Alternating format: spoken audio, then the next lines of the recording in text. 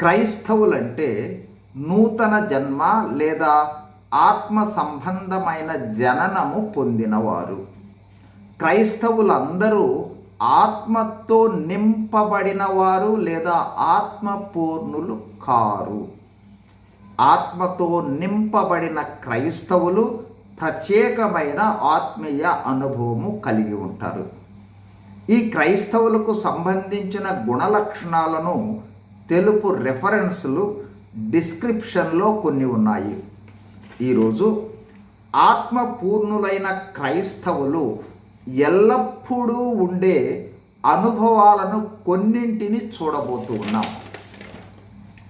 1, ఆత్మపూర్ణులైన క్రైస్తవులు ఎల్లప్పుడూ స్తుతియాగము చేస్తారు. హెబ్రీ 13:15.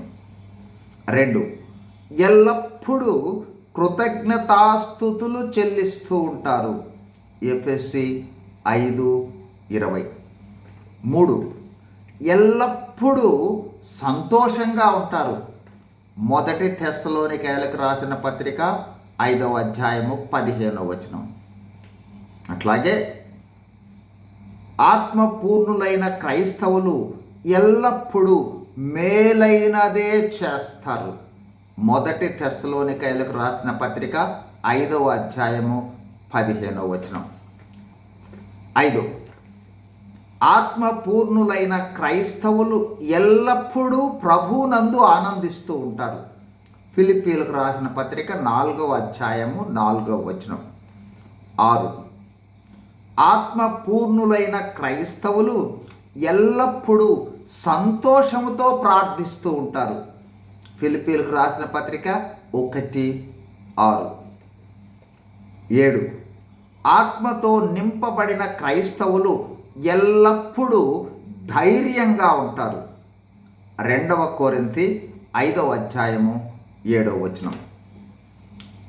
8, ఆత్మతో నింపబడిన క్రైస్తవులు ఎల్లప్పుడూ తమ మనస్సాక్షిని నిర్దోషమైనదిగా చూచుకుంటూ ఉంటారు. అపోస్తలుల కార్యములు 24:16వ వచనం. ఇవి ఆత్మపూర్ణులైన క్రైస్తవుల యొక్క కొన్ని ఎల్లప్పుడూ ఉండే గుణలక్షణాలు. మనము ఆత్మతో నింపబడిన కొలది మరెన్నో ఇతర అనుభవాలలోనికి మనము వెళ్ళగలము. ఆ విధమైన అనుభవాలను దేవుడు మనకు దయచేయనుగాక. God bless you. Thank you.